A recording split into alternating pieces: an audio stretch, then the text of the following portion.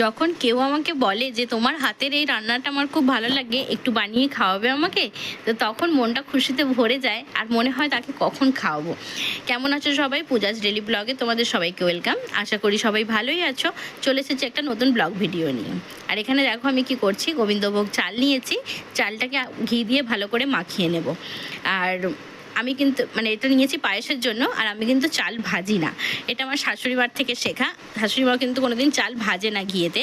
অনেকেই দেখি চালটাকে নেড়ে নেয় ঘি দিয়ে করাতে, কিন্তু আমি কোনোদিন নাড়ি আগে করতাম ভেজে নিয়ে, কিন্তু এখন মনে হয় এটার টেস্ট সব থেকে বেশি হয়।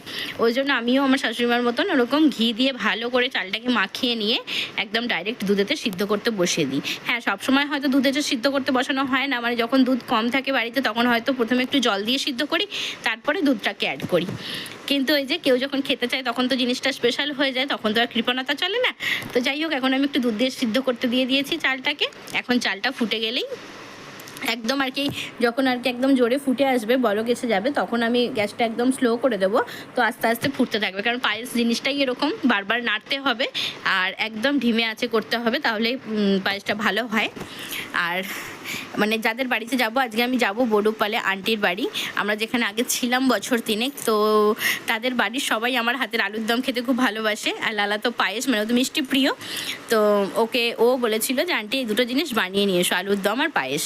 তো তারই কথা মতন আমি বানাচ্ছি। আর দেখো দুধটা ফুটে গেছে এখানে, এখন আমি কমিয়ে দিয়েছিলাম। আর এই যে দেখো পায়েসটার ফাইনাল লুক। আর আমি একটু পায়েসটা পাতলা রেখেছি, কারণ ওরা একটু পাতলা পায়েস পছন্দ করে খেতে।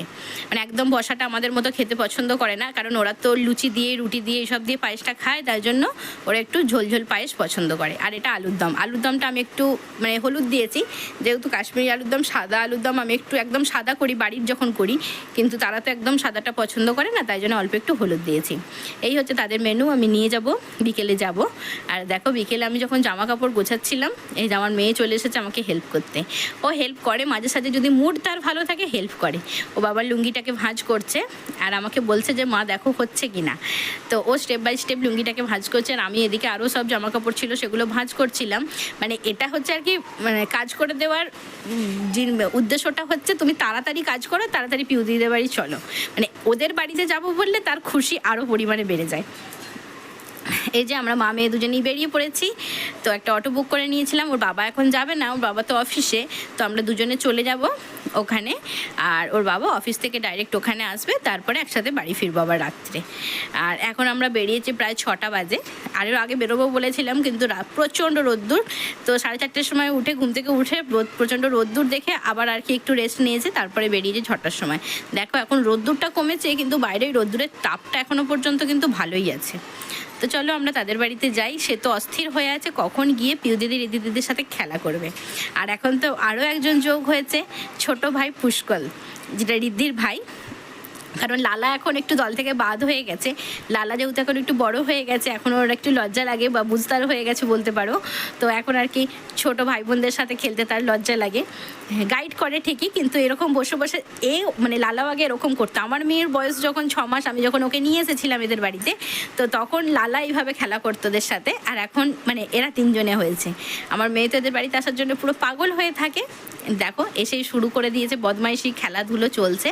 আর এই বাচ্চাটাও হয়েছে সেরকম, দিদিদের সাথে এক তালে পাল্লা দিয়ে যাচ্ছে, জানো। দিদিরা ঠিক যেটা করছে ও ঠিক সেটাই করার চেষ্টা করছে, বা দিদিদের পিছন পিছন ঘোরার চেষ্টা করছে। আর ও হাঁটতে শিখেছে এখন, নতুন নতুন পায়ে ভালোই হাঁটছে। আর আন্টিকে দেখলাম, আন্টি খুব একটা ভালো নেই, তবে হসপিটালে আমি যখন দেখেছিলাম তার থেকে অনেকটা বেটার মনে হচ্ছে এখন। তো আর কি আছেন ওরকমই, কষ্টও পাচ্ছেন, কিছু বলার নেই। কিন্তু আর কি ভগবান যতক্ষণ সময় না হয় ততক্ষণ তো নেন না, তো ততক্ষণ কষ্ট ভোগ করতেই হয় সবাইকে, কি আর করার। আর এই যে দেখো ছোটো বৌদি এখানে আর কি আন্টিকে খাওয়াচ্ছে। এইভাবেই এখন আন্টির খাওয়া চলবে যতদিন বাঁচবেন, কারণ এর বাইরে আন্টির আর খাবার কোনো রাস্তা নেই। এভাবেই নল দিয়ে খাওয়াতে হবে, পুরো লিকুইড খাবার। সবাই আন্টির জন্য প্রে করো।